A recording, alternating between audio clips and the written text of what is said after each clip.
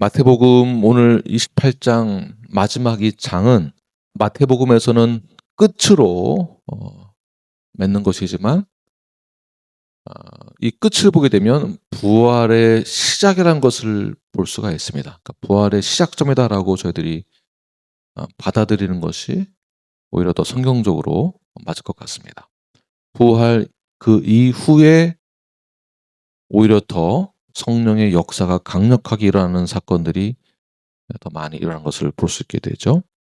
27장까지에서의 십자가의 순환을 통해서 어 어둠과 불안과 공포와 배신과 갈등이 있지만, 그러나 28장 마지막은 새로운 놀라운 성령의 역사의 시작임을 발견하게 되면서부터 어 부활하신 예수님을 목격하는 그 순간, 그때 두 개의 그룹으로 나눠지는 본문의 모습을 볼 수가 있습니다.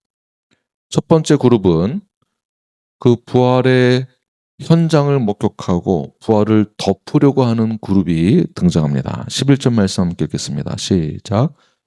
여자들이 갈 때 경비병 중 몇이 성에 들어가 모든 된 일을 대제사장들에게 알리니, 부활의 아침 두 무리가 동시에 부활의 소식을 알리기 위해 뛰기 시작하는데요. 첫 번째 어떤 무리입니까? 한쪽에서는 여인들이 복음을 들고 부활의 소식을 들고 뛰어가고 있고, 또 한쪽 그룹은 경비병들이 뛰고 있는데, 이 경비병들은 부활의 소식을 기쁜 소식으로 받아들이는 것이 아니라 걱정, 근심하면서 누구에게 찾아갔습니까? 대제사장에게 찾아갔을 때에 경비병이 처음에 부활하신 예수님을, 그러니까 부활의 현장을 목격하고 나서 어떤 느낌을 받았을까요?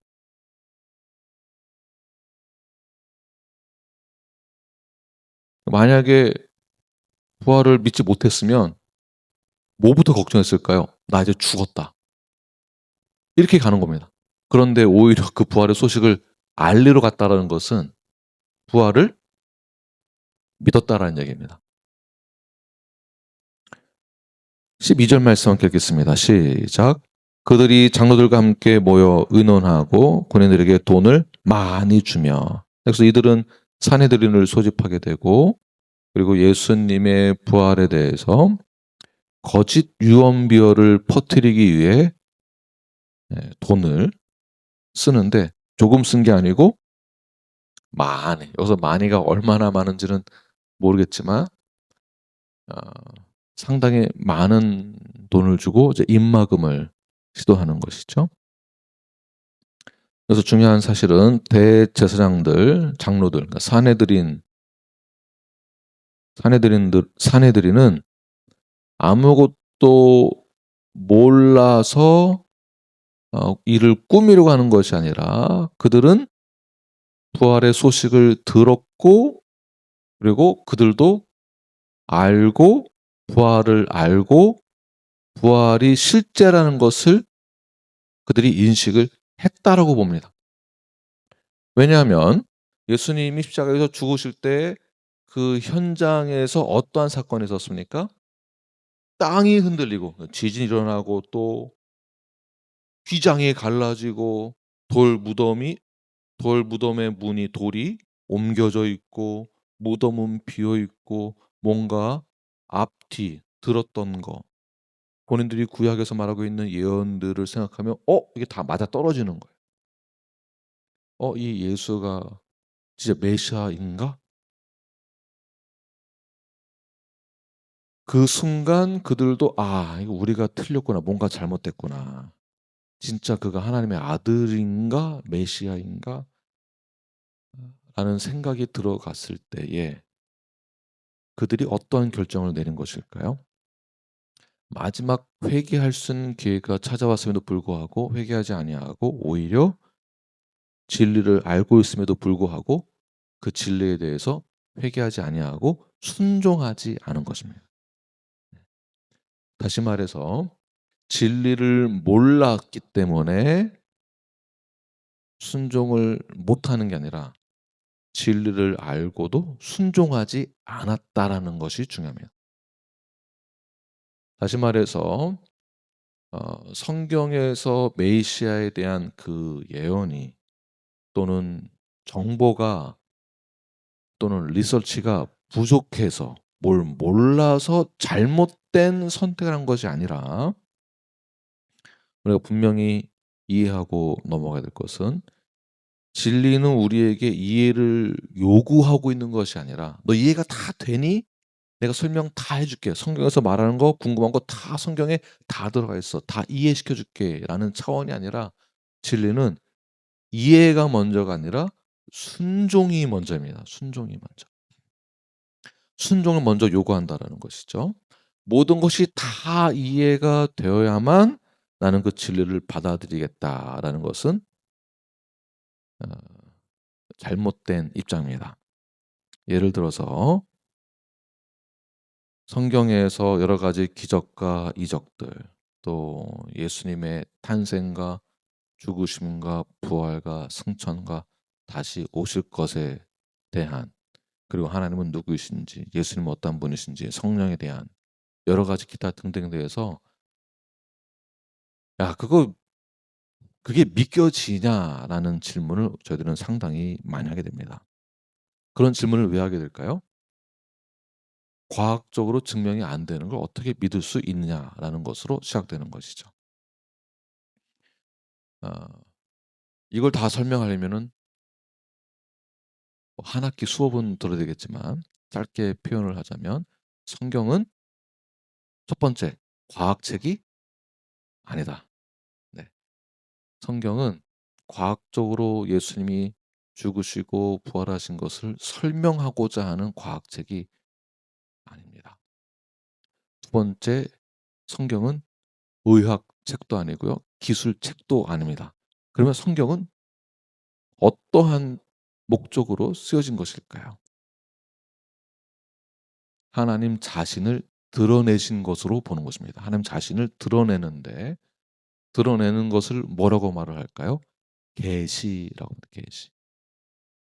그러니까 하나님이 어떠한 분이신지를 그 당시에 문화적 상황과 언어와 그 상황에 맞춰서 그래서 요한복음도 이 표현을 유대교적 그런 사상이 있는 것과 그리고 플라톤의 철학적 또 이원론적 이런 부분으로 이렇게 설명을 하는 분이 굉장히 많이 있습니다. 그래서 예수님이 위에서 아래로라는 표현을 위에서 아래로 오셨다. 그럼 위가 실제로 위에서 오시는 것이지만 위라는 것은 진리를 뜻하는 것이거든요. 진리가 공의가 아래로 내려왔다. 아래는 어떤 의미를 담고 있겠습니까? 죄악된 세상을 표현하는 것이죠. 그래서 이중적인 의미, 이원론적 사상을 계속 표 접목시켜서 복음을 표현하고 있는 것입니다. 이런 표현들. 또 예수님은 빛이다. 빛. 이런 표현들을 사용함으로써 또 예수님은 생명이시다. 이런 표현들. 이런 표현들을 사용하면서 그 당시에 헬라적 사고방식 갖고 있는 헬라적 철학과 플라톤적 철학에 입각한 그들의 사상의 복음을 설명하기 위해 그런 식의 이제 표현들이 사용되는 것처럼 하나님의 이 계시는 자신 스스로를 나타내시기 위하여서 설명한 표현의 방법들입니다. 그러니까 오늘날의 과학적인 증명으로 굳이 할 필요가 없는 책인 겁니다. 완전히 장르가 다른 것이죠. 그런데 이것을 과학적으로 그게 증명이 되느냐? 그럼 반대로 과학적으로 증명이 안 되는 오늘날의 현상들이 얼마나 많이 있습니까? 제가 그걸 다 저도 알 수 없지만 어 그래서 이 성경은 과학적으로 입증이 되냐 안 되냐를 증명해 내려오는 것이 아니라 신학적으로 인문학적으로 철학적으로 그리고 성령 중심으로 이제 해석을 해서 뭐 저희가 이해하려고 해도 이해 다 되는 것은 또 아니죠. 예. 성령이 주시는 특별한 성령의 조명하심으로 인하여서 우리가 이것을 믿게 되는 것입니다. 근데 이것을 정보가 부족하다. 과학적으로 증명이 안 된다. 그래서 믿을 수 없다라는 이유로 목적으로 성경을 진리를 접근하다 보면 이 세상도 과학적으로 증명하지 못하는 것은 상당히 많이 있다는 것을 기억하시면서 중요한 것은 정보가 부족해서가 아니라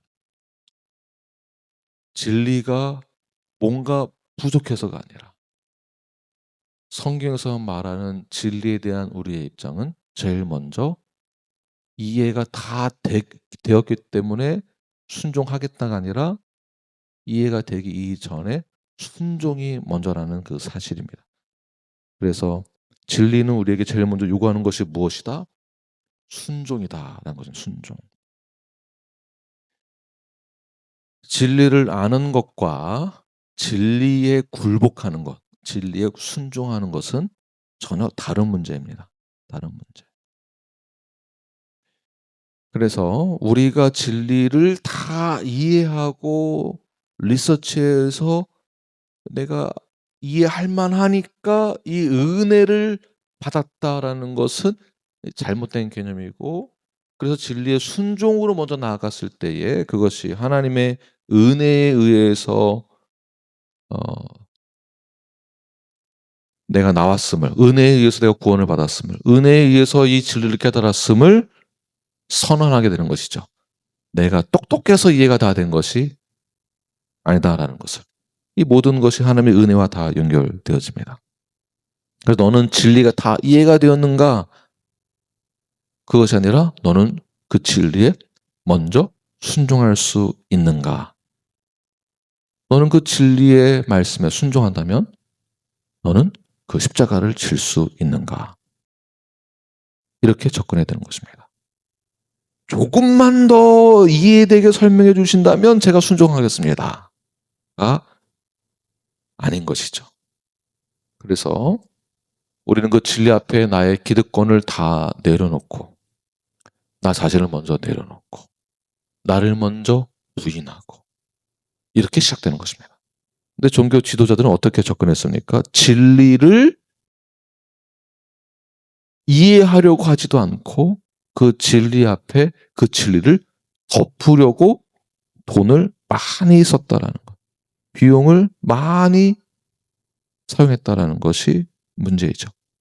이것이 처음에는 타협하는 것처럼 작은 타협으로 자신들을 보호하려고 했지만 이 작은 타협이 결국에는 자신들의 입장을 유지하기 위해서 더 많은 돈이 들어가고 더 많은 정치적인 그런 힘을 더 키울 것입니다.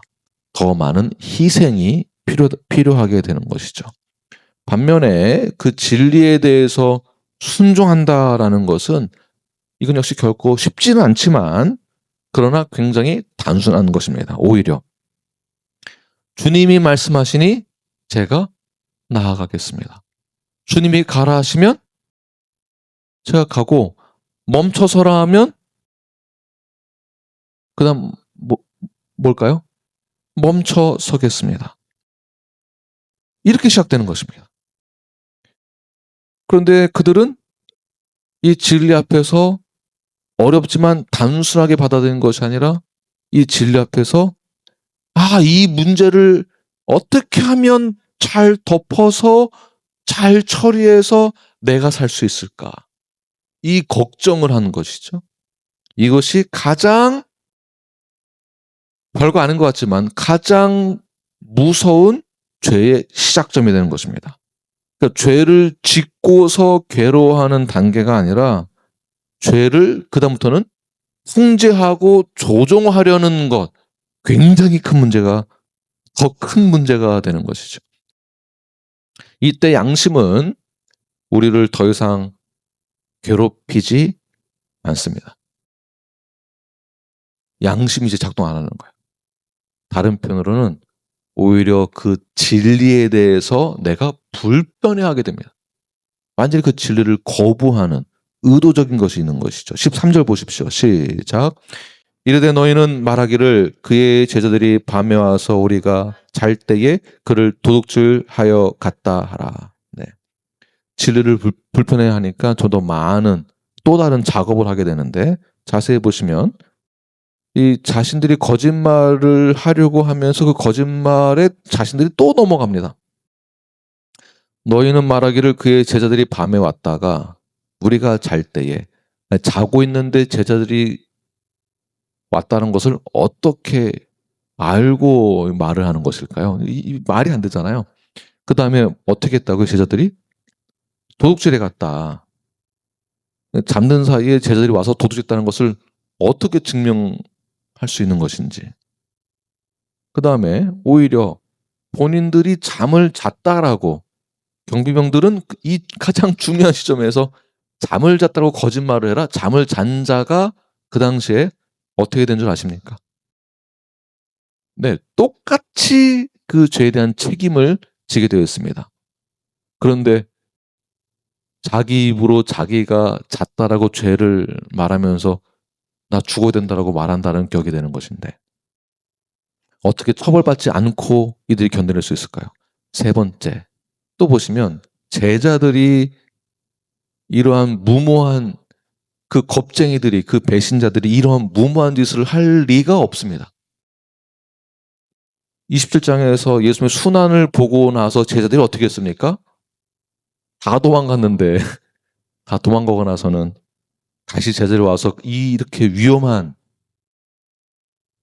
그 겁쟁이들에게 있어서는 무모하다고 생각할 그 이 위험한 일들을 제자들이 한다고요? 말이 다 안 되는 말들을, 거짓말을, 이런 신화들을 만드는 거죠.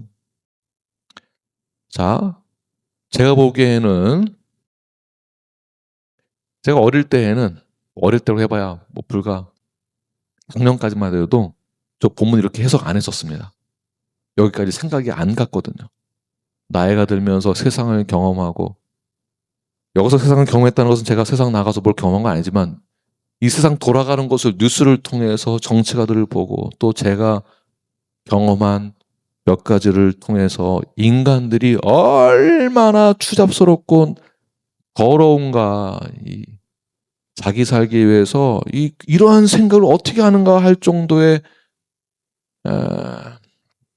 그러한 마음 아픈 그러한 경험들을 통해서 이 해석이 되는 거야, 이 본문이. 이 말이 안 되는 이런 거짓말을,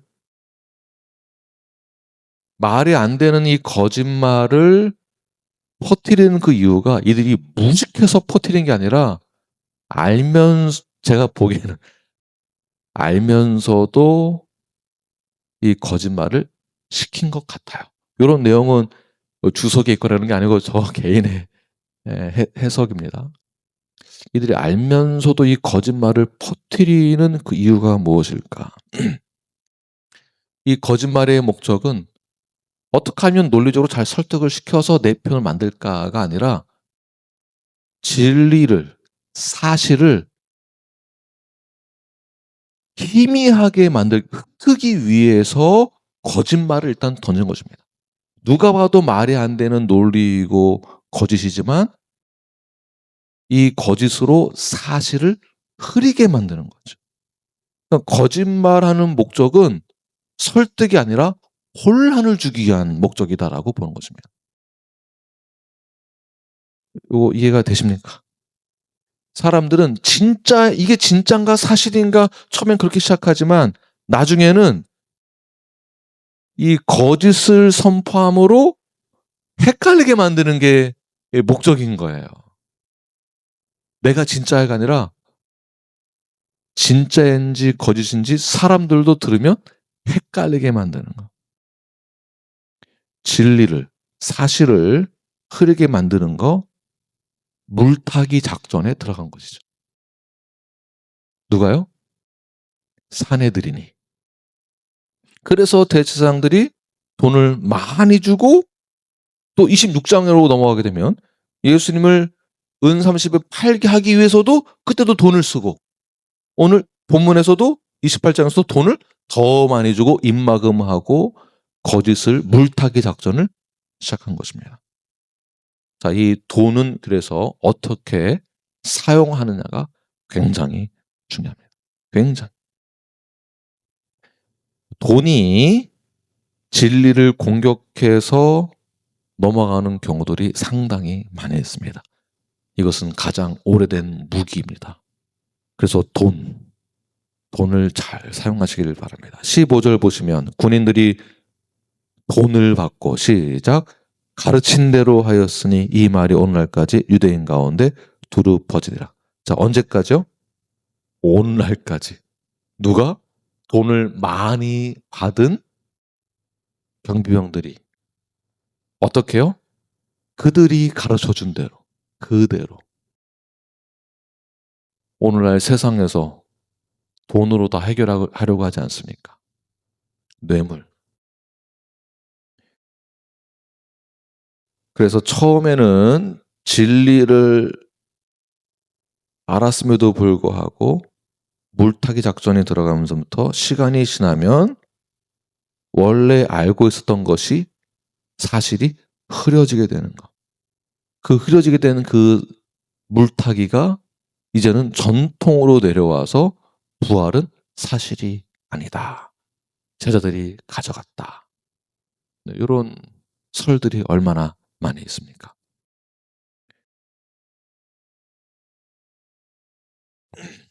이것이 바로 첫 번째 그룹, 부활에 대해서 믿지 않는 자들의, 부활을 거부하는 자들의 첫 번째 모습이고요. 두 번째 그룹들은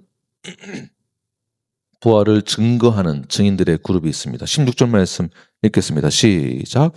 11제자가 갈릴리에 가서 예수께서 지시하신 산에 이르러.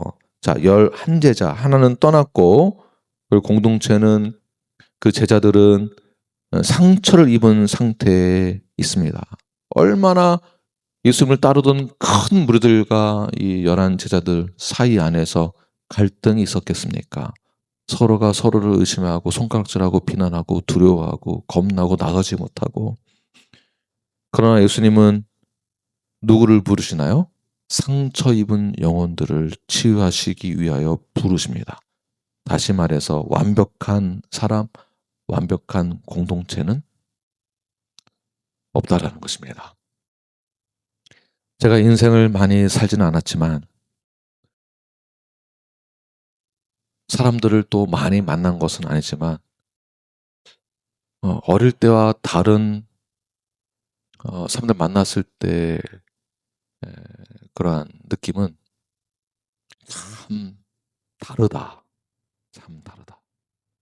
같은 시간대에 살고 있지만 같은 혈액형이고 MBTI도 같고 그런데도 참 다르다. 참 다르다. 한 뱃속에서 나온 자녀들도 어떻게 이렇게 다를 수 있는가? 참 다르다. 참 특이하다. 이런 생각이 듭니다. 이렇게 보면 한번 우리 다 보세요. 제각각 너무 달라요. 이런 성향의 사람들하고 이렇게 나누기도 하지만 또 그 안에 들어가면 또 나뉘고 또 나뉘고 다 다른 것 같아요. 이 공동체에도 예수님을 따르던 공동체들, 그다음에 제자들도 다 달라요. 그 다른 사람들이 의견 일치가 안 되고 미혹 가운데 빠져 있고 상처 가운데 있을 때에 예수님은 그 속에 들어가서 그들을 부르신다라는 것입니다. 누구를요? 상처 입은 영혼들. 각각 다 다른 사람들.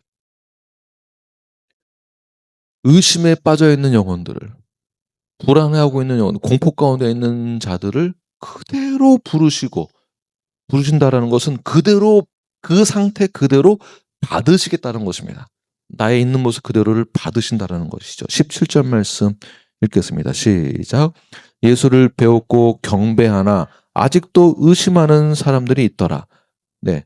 보시면 상처 가운데 있으면서 뭐는 하고 있는 건가요?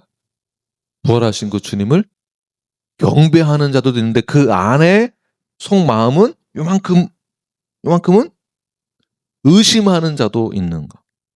이게 얼마나 정직한 기록입니까? 경배가 있는 동시에 주저함도 가지고 있는 자들. 어떻게 보면 이 장면이 야 어떻게 이럴 수가 있냐 이들이 실제로 봐서 나 같으면 안 그러겠다 이렇게 받아들이지 마시고 오히려 이런 내용이 저희들에게도 큰 위로가 된다라고 보는 것이죠. 우리가 완벽하게 모든 것을 다 이해하고 있지 않고 완벽하게 다 모르고 있습니다. 그 상태에서 완벽하게 우리가 상처가 다 회복되어지고 의심이 없는 상태로 경배하는 것이 아니라 그들처럼 동일하게 예수님이 그들을 받아들인 것처럼 오늘날도 우리들의 예배를 경배를 그대로 받으신다라는 것. 의심이 완전히 사라진 다음에 부르신 것이 아니라 의심이 완전히 사라진 상태에서 사명을 주시는 것이 아니라 여전히 주저함이 있고 지체함이 있는 제자들에게 여전히 뭔가 부족한 상태에 있는 그들에게도 예수님은 부르시고 사명을 주신다라는 거. 다시 말해서 완성된 사람에게만, 완벽한 사람에게만 주는 것이 아니다. 사명 속에 들어가서 그 사명대로 살아가는 자들에게 확신으로 바뀌는 것입니다. 그래서 옆 사람 보시면은 모자른 것이 상당히 참 많이 있는 것을 발견하게 됩니다. 한번 옆 사람 보시기 바랍니다. 얼마나 모자른가. 네. 어떤 분은 조금 모자른 분, 어떤 분은 많이 모자른 분. 네, 우리가 완벽할 수 없습니다. 그러나 주님은 우리를 부르셨다라는 것. 완벽해서 부른 것이 아니라 그 상태에 있는 자를 그대로 부르셨다라는 것. 부르셔서 뭐라고 말씀하시는가. 18절 시작. 예수께서 나와 말씀하여 이르시되 하늘과 땅의 모든 권세를 내게 주셨으니. 더 이상 나를 의심하지 말아라. 내가 누구냐? 내가 누구냐는 거죠. 이 지상 대명령의 출발은 너희가 뭘 할 수 있느냐가 아니라 예수님이 너희들은 내가 누군지 아느냐 이거 묻는 거죠. 이게 지상 대명령의 출발이에요. 예수님이 십자가에서 죽은 자로 끝났으면 이런 말 할 수 없는 것이죠. 부활로 승리하신 분이 내가 누구냐? 뭐라고 말씀하십니까? 내가 누구죠? 하늘과 땅의 모든 권세가 나에게 주어졌다. 하나님과 동등됨 그대로 하늘과 땅의 모든 권세가 주어진 나다. 이 권세를 받은 예수 그리스도께서 우리에게 사명을 다시 주시는 거예요. 완전한 자에게 주는 게 아니라 모자른 자들에게 이 사명을 주는데 누가 주신다고요? 하늘과 땅의 모든 권세를 가지고 있는 분이 우리에게 사명을 주셨습니다. 그 사명이 무엇이냐? 19절. 그러므로 너희는 첫 번째 가서. 이 가서가 어디를 가라는 걸까요? 쿠바 가라는 얘기인가요? 쿠바만 가라는 얘기일까요? 멕시코만 정글에 여기만 가라는 건가요? 그러니까 선교지를 마치 꼭 요런 데만 가라는 얘기로 받아들이시면 절대 안 됩니다. 여기도 가는 거 맞죠. 복음이 아직 가지 않은 곳이니까. 또는 어디로 가야 되는 것일까요? 가정으로 가고 또 어디로 가야 될까요? 이웃을 향해서 가고 또 어디로 가야 될까요? 직장으로 가고 학교로 가고 학생들은 학교로 가고 연구원들은 연구실로 가고 내가 속해 있는 영역으로 가는 것입니다. 가서 뭐를 하라는 얘기일까요? 모든 족속으로 제자를 삼는다. 제자를 삼는다라는 그 방법은 복음을 전해라만이 아니라 좀 더 정확한 표현은 제자를 삼는다는 것은 내가 제자가 먼저 되어서 제자의 삶을 보여주라는 뜻입니다.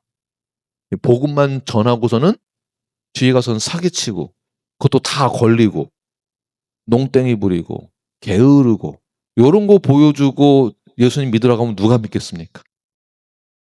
복음을 전할 때에 내가 제자가 돼서 내 일터에서 내 말과 행동에, 인격에, 삶에 예수님의 모습이 나타나는 것입니다. 그러한 삶으로 제자를 삼는 것입니다. 제자를 삼아 그다음에 뭐죠? 네, 그다음 뭐죠? 침례를 주고 주석에서의 표현을 보게 되면 침례를 준다는 것은 외적인 모습이잖아요. 외형적인 거. 침례를 주는 것, 침례를 받는다는 것은. 그래서 외형적으로 교회의 회원이 되는 것을 가르쳐야 된다. 이렇게 나와 있습니다. 지금 제가 지금까지 강조했던 부분과 동일한 것이죠. 그다음에 침례를 주고 그다음에 가르쳐라. 외형적으로 내가 교회에 소속이 되었다면 그다음에는 가르쳐라라는 것은 가르침을 받는 것을 말하는 것이겠죠. 내적인 성장. 내적인 성장은 무엇을 말할까요? 외적인 교회에 소속이 되어서 내적으로는 성장이 일어나야 되는데 그 성장은 그리스도의 장성한 분량까지 자라나는 것. 사도 바울이 말하는 것이죠. 장성한 분량까지 자라나는 것. 그냥 출석만이 아니고 장성한 분량까지 자라나는 것. 이게 가르쳐에 다 포함되는 것입니다. 그러니까 외적 증거, 그 다음에 내적 증거, 가르침을 받는 것. 굉장히 중요한 것이죠. 그래서 우리들의 신앙생활 가운데에서 한쪽으로 치우치지 말아야 될 것은 지상대의 명령을 선교로만 정의를 내리고 복음 전하는 것으로만 정의를 내려버리면은 가서 복음만 전하고 막 하는 것만 집중하게 되는데 이거 다가 아닙니다. 복음을 전하는 동시에 그가 자라나는 게 있어요. 그래서 장성 분량까지 자라나는 것. 이것을 저희 교회에서 제가 표현하는 그런 단어가 무엇이냐면 성숙함. 신앙은 성숙함으로 나아가는 것입니다. 여기에 이 그리스도를 믿는 이 장성 분량까지 자라나는 것이 반드시 있어야 됩니다. 그런데 여기에 제 캐릭터가 원래 이렇거든요. 원래 이런 걸로 갖다 붙이지 마시고 원래 캐릭터가 그렇지만 그러나 성숙하게 자라나야 됩니다. 원래 제가 이 말 원래 이렇게 원래 말투가 원래 이렇거든요. 제 캐릭터거든요. 이렇게 하지 마시고 말로 상처를 준다면은 말이 바뀌어야 되는 것이고 행동이 문제라면 원래 캐릭터가 그런 거라면 성숙하게 바뀌어지는 것입니다. 네, 바뀌는 것입니다. 가르쳐 그다음에 무엇이죠? 지키게 하라. 말씀을 내가 배우고 받았다면 지키게 하라. 적용과 실천이 뒤따르는 것입니다. 적용과 실천. 이것이 지상대의 명령입니다. 자, 이렇게 하는 것을 20절 보게 되면 이렇게 하는 것을 예수님이 어떻게 하신다고 하죠? 네, 이 세상 끝나는 그 날까지 그다음 뭐죠? 항상 내가 너와 함께 하겠다. 이거를 다른 말로는 임마누엘. 마태복음 처음 시작을 어떻게 하나요? 임마누엘로 시작합니다. 내가 너와 함께 할 거다. 그리고 끝이 어디입니까? 끝도 내가 너와 함께 할 것이다. 예수 그리스도께서 하나님과 동등됨을 취하지 아니하시고 이 땅 가운데 가장 낮고 낮은 자리에 우리를 구원하기 위해서 이 땅 가운데 오신 예수 그리스도 임마누엘. 그 임마누엘의 하나님이 예수 그리스도가 우리와 함께 하십니다. 그는 이 땅의 모든 권세를 다 가지신 우리의 메시아 되는 분이십니다.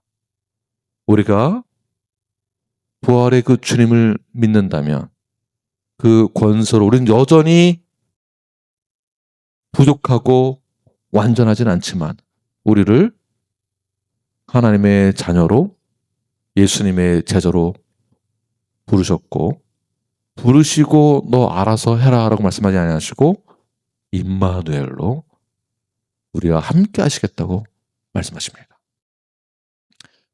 멀리 갈 필요 없습니다.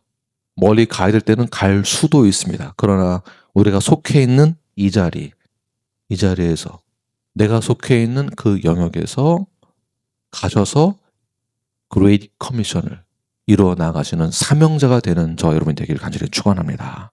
기도하시겠습니다.